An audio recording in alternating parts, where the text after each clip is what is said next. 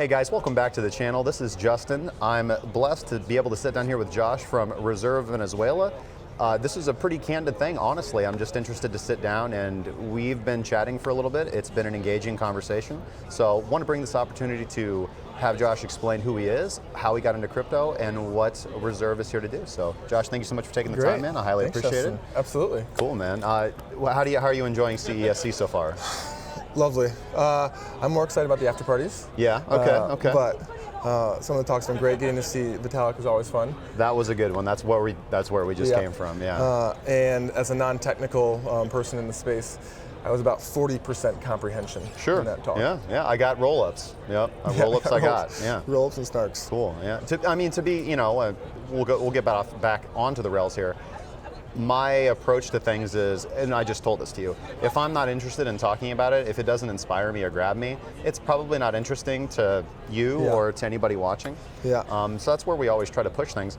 I didn't really hear anything in that presentation that grabbed me and lit a fire. It seemed like a more technical thing, so maybe I'm just out of my element, fish out of water. I was looking for the how is this layer 2 going to either how quickly is this going to be here, or how accessible is this going to be to us that are trying to use faster and more trustworthy transactions. Sure. And it was quite technical, and I was like, okay. Okay, cool. I'll see it when it's on the App Store. Yeah. Nice. Okay, cool. So tell me how many transactions per second. When are we going to be there? So what brings you? So first of all, just tell us about yourself and how you came to be here. Yeah. So I'm head of product at Reserve, and Reserve is a stablecoin protocol that is focused on inflationary countries for our initial use case. Okay. So we've actually soft launched in Venezuela. Okay. 6 to 8 weeks into that now, and we are processing transactions, helping people get out of their native inflationary bolivar into a stable form of currency for the first time. Okay. Yeah, because obviously, this is a fairly controversial subject on the news, but Venezuela, there is hyperinflation going on over there. There's massive devaluation of their native currency. Now, we haven't really seen the same type of insanity situation down there as we saw during prior World War II and pre-war Germany, where they're literally carrying wheelbarrows of Deutschmarks down to the marketplace to get a loaf of bread. But I can only assume that the sentiment for a citizen in that country is fairly dire. We talk about Venezuela a lot as a direct reason why cryptocurrencies are necessary. Yeah, I'm in on that. So, and it's pretty close to that when it comes to the physical dollars there. Pretty close, yeah. Physical dollars aren't used anymore. It's entirely a digitized country, which I think is a good thing for the crypto space, because everybody is used to transacting in their electronic bolivar account. But all of the bolivars that we see physically have been turned into physical goods to sell on corners to like a pot or something like that. It's crazy. And we've covered on this channel before. I think the most recent news is essentially like legislation being passed in Venezuela for their oil companies to accept cryptocurrency, Bitcoin and Ethereum, as tender, to get around regulation, to just actually inject value that is not just valuable in Venezuela. Because we've seen that, unfortunately, with fiat currency, and people often lose this thread. The moment that I am not willing to accept, and money is that way anyways, but specifically with fiat currency, if we're only going to say that it's valuable here and forget what the rest of the world says, the value goes down because you're not able now to use it for international transactions. We have a global economy right now, so. Yeah, and the Venezuelan government is desperate for ways in which that they can actually find ways to sell their oil so they can replenish their reserves. Exactly. So and they're like if we can't do it with our native currency now, let's see what we can do with these other things that we has can value. Get, right? You send down cat toys, whatever, man. We can resell them on Amazon. Yeah.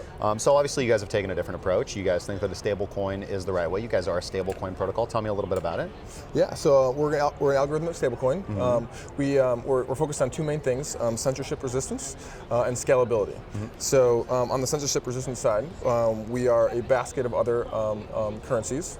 Starting off when we just launched our protocol last month, and it is a basket of other stablecoins. So we don't actually hold any funds or have a bank that is holding funds for us. Okay. We are relying on on-chain assets, and as of right now, since it is a fairly immature market, it is stablecoins that do have backings by like USDC and Tether type coins. Okay. But we're very excited for more things to become securitized, tokenized.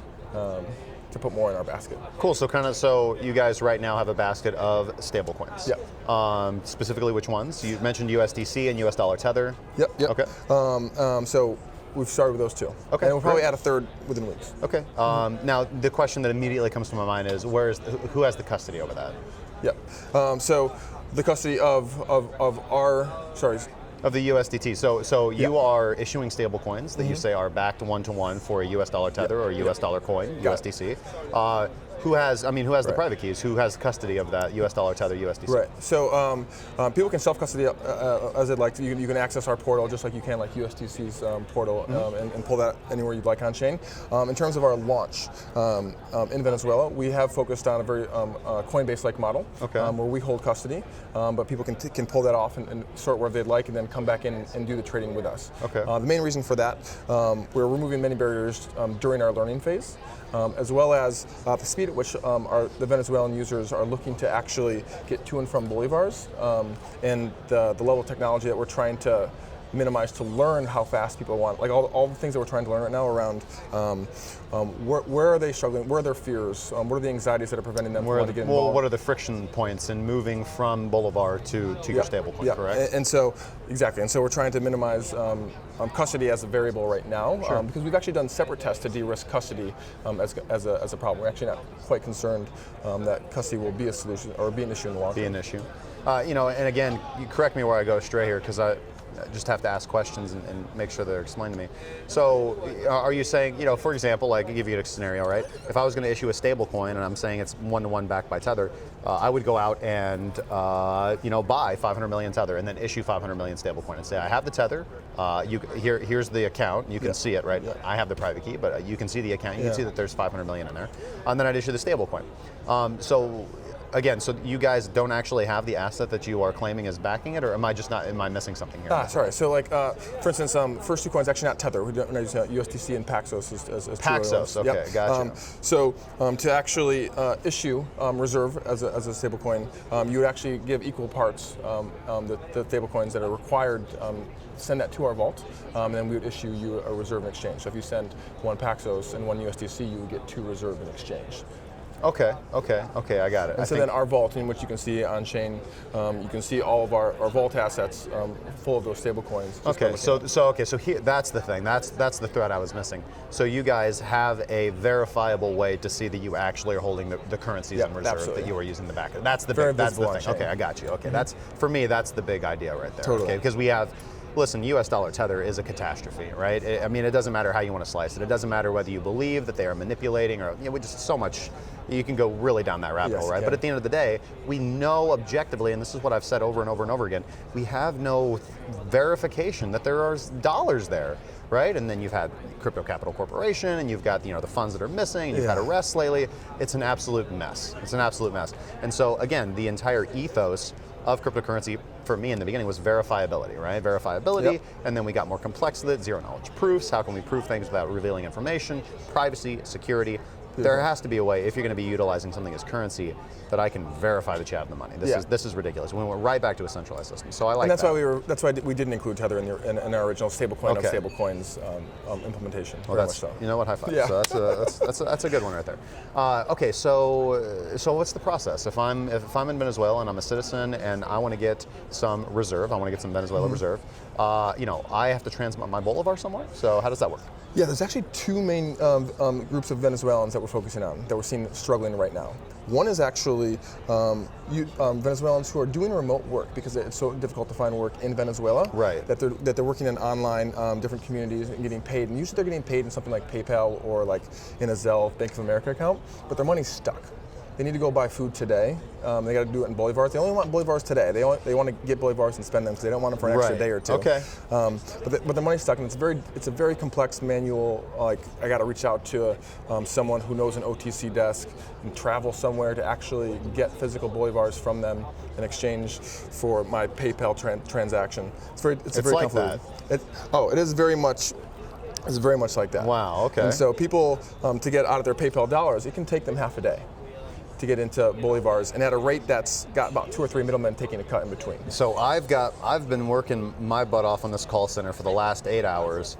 I have no food in the fridge. I have a paycheck sitting there, and I need to spend 8 hours just to convert it into a physical currency where I can go and buy something. Or then you can go and buy something. I mean, obviously the question in my mind, the solution is like, I get paid and I have my debit card or my credit card. Mm-hmm. Do those not exist in Venezuela? Like, what's the barrier there? They can't use the Bank of America card and swipe? You can't use U.S. credit systems in Venezuela, so capital controls have prevented that. Gotcha. Visas, MasterCards don't exist, so those money is actually stuck in PayPal, so they're trying to get it into their Bolivar bank accounts.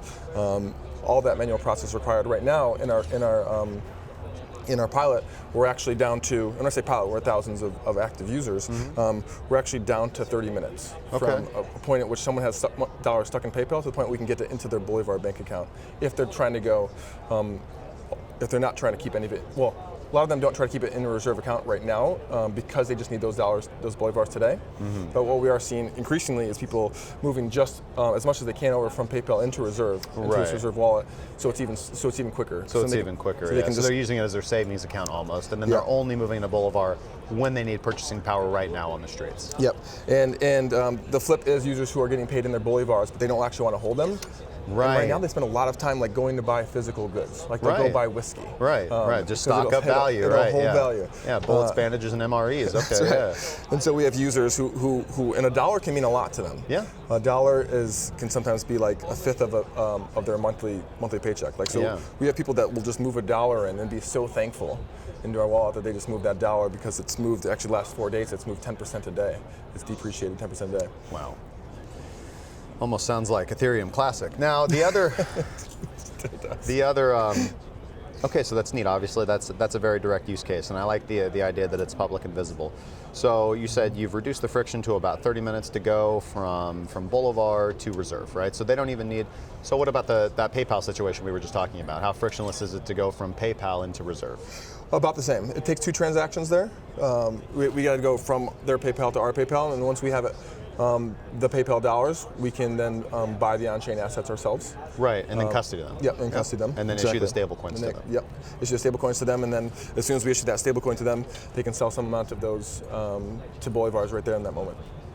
So what's the exchange like? Again, that's my question. So now that's I got the going from dollars to the stablecoin. What's it like going from the stablecoin to Bolivar? So you got it down to about 30 minutes? Yeah, and we've spent. Is that through an OTC desk? Is that through an exchange? That's all digital, I'm assuming. How? It is all digital, and because almost bolivars are entirely digital at this point. Paper money is worthless. So, but we've put a lot of effort into that service. So we've gotten to understand how money is moving in and out of Venezuela today. We've built our own operation to be able to facilitate that. That's kind of like that's almost like the product right now up our sleeves. Sure. The protocol is very important, and then the service of actually moving that money is something we've been building for months and continue to build because we want to be able to scale this for these people. Yeah, that's good. That's good, man. And what kind of adoption? What kind of pickup have you guys seen? Obviously, you just launched. What you said 6-8 weeks ago? Yep, 6-8 weeks ago. We're already at. You can see this stuff publicly. We're at over the thousands of downloads. We have great. And it's an app. That's how I would interact if I'm in Venezuela. Exactly. I just download your app. It's mobile. You can see the Android app. Yep. It's not accessible outside of Venezuela right now. We're very focused on that. And I got a VPN. It's okay. Yeah. Could get in there. Yeah. And legal reasons dealing with the U.S. The capital controls naturally. Gotcha. Can't do that right now. But yeah, the app is the main way to access us. Cool. Awesome, man. Awesome. I think that's a good use case, man, and it's good to see that. Thanks, Justin. Let's kick back a little bit. Do we have whiskey? Yeah, Garsol. Garsol. He'll come. Perfect. What got you in the crypto, Josh? Speculation originally. Sure. Yeah. But for me, look at that candle. Can you believe it? Let's go. It's going up. I got lucky with a few friends on even though as a U.S. citizen doing some non-U.S. citizen things. Naturally, some did. Polish form. Go ahead. That's what? Polish is ICO. Okay. Oh, I didn't get that one. Yeah. Unfortunately.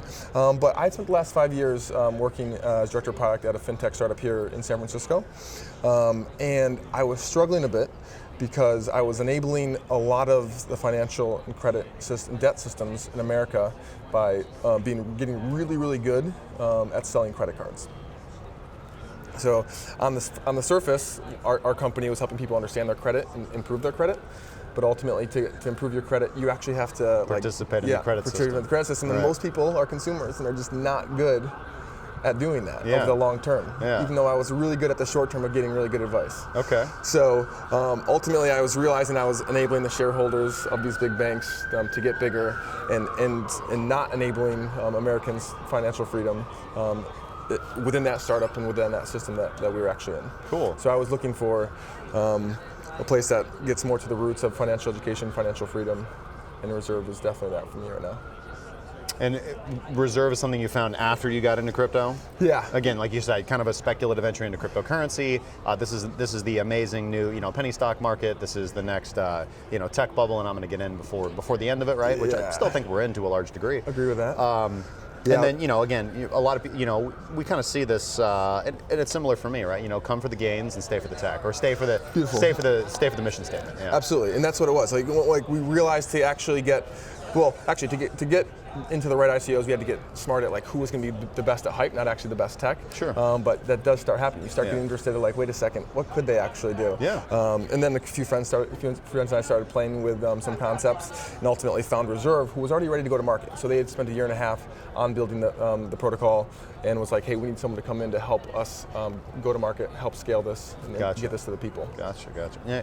Now you've used that word protocol, so let's step back here another second. Mm-hmm. You guys have not built your own blockchain. This Correct. is just a protocol. What network are you running on top of? Ethereum right now. Ethereum. You're running on top of the Ethereum network. So you guys have your own stablecoin. What's the programmatic number for that? It's not ERC20. It's something. So I'm less inclined on the technical Gotcha. right now. Not a I'm playing problem. on the go-to-market side. Our reserve rights token, because it is a two-token system, where our reserve rights will help stabilize our RSV, our reserve protocol token, or stablecoin, as is algorithmic. That is obviously an ERC20 token. That is live. You can actually buy reserve rights today if you'd like. Yeah, we didn't. I can't say that. We launched on Huobi about 3 months ago, I think. Gotcha. 3 or 4 months ago. You did an initial exchange offering. Yeah, you got individuals to come in, and again, so the reserve token is a voting token to influence decisions as far as the stablecoin goes? It will hopefully influence governance at some point as we decentralize to that. Mm-hmm. But right now it is used to help stabilize the price point. So you can, if reserve dips below, or if RSV dips below $1, we can sell and mint a few more. To hold it at $1, or if it goes above $1, gotcha. we can burn a few tokens. And what is the incentive to hold the token for the investor? The RSR token? Yeah. So one of two things in the future. So transaction fees will be distributed to RSR holders, as well as right now we are not, since we are basking other stablecoins, we're not actually holding custody, so therefore we're not actually gaining the interest on the reserves. Mm-hmm. But we have ideas in the future of how we can actually still create value on our vault using things that actually appreciate in price more so than just stablecoins. Sure. Yeah. Obviously, if you guys had custody over the assets, you could do a lot with that, right? And again, that's a traditional approach to a non-traditional application, right? Yeah. So, that's kind of the name of the game is, we're going to issue a stable coin, we're going to take $100 million in, we're taking custody of the $100 million, and we're issuing 100 million stable coins. Well, that money isn't just sitting there. Dollars depreciate over time. We're putting it in the safest thing that we can. We've put it in government bonds, right. But again, those are moving toward inching closer to break even and negative interest rates actually. So generally, those are going into, as secure or lower risk investments as possible. This is how banks make money. But the other problem is it's rent-seeking behavior, right? That's kind of the bigger ethos of cryptocurrency. But it's very difficult to get away from that right now in general. That's a problem I don't have a solution for. Nope, I don't know. And I wouldn't have one either.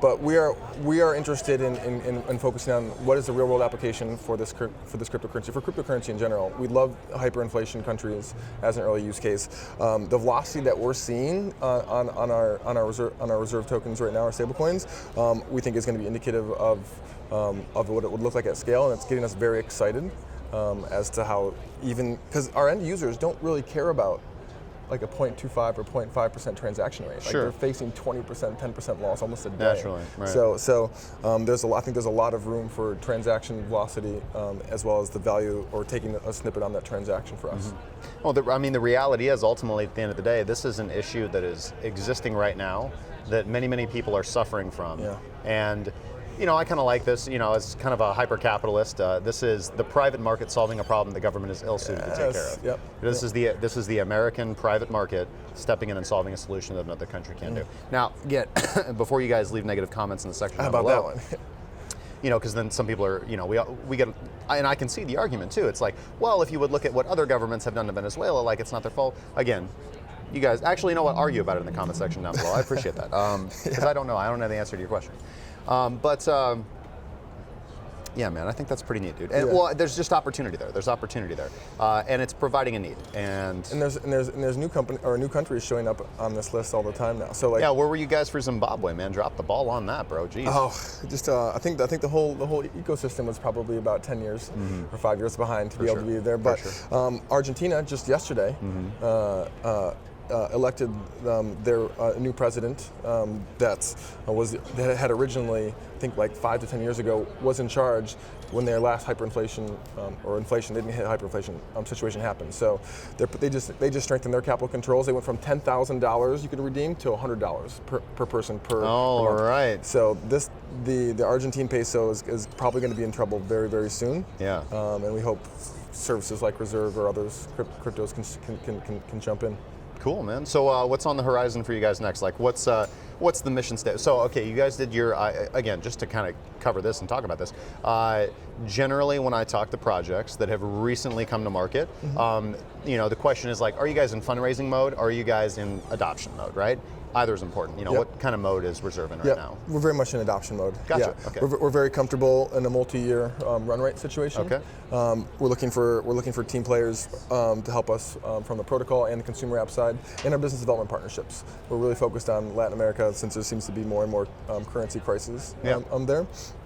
And we're pretty excited about even how this initial first few weeks of adoption have gone. This is pretty surprising stuff. Yeah, cool. So you guys aren't going to be doing a second funding round or anything like that? It's not necessary or in the cards for you right now, correct me where I go straight? Yeah, cool. Yeah, absolutely. Awesome. So you guys have enough working capital that you're good for a while, and you're just focused on building Reserve to be the best that it can possibly be. Absolutely. And it's live. It's working right now. People are actively in Venezuela exchanging monies that they get for either working remotely, and we'll circle back to that because you mentioned a second type of person that you deal with that we didn't cover, that you didn't go into. But you talked about people working remotely, and they are taking dollars, converting them into stable coin into bolivars. And then making their purchasing. Exactly. So what's and they're doing that right now? Doing that right now. Actually, this could be happening right now, even as we're talking. This second. Yeah. Shouldn't have closed the laptop, man. Shouldn't have closed that phone. You were doing some visuals. I didn't know, kind of when I walked up on you, you pulled the laptop down, which is, I didn't know if you were doing a Ross Ulbricht, you know what I mean? You're like, hey, listen, man, I'll close this, dude, and everything's gone forever, No, none of that.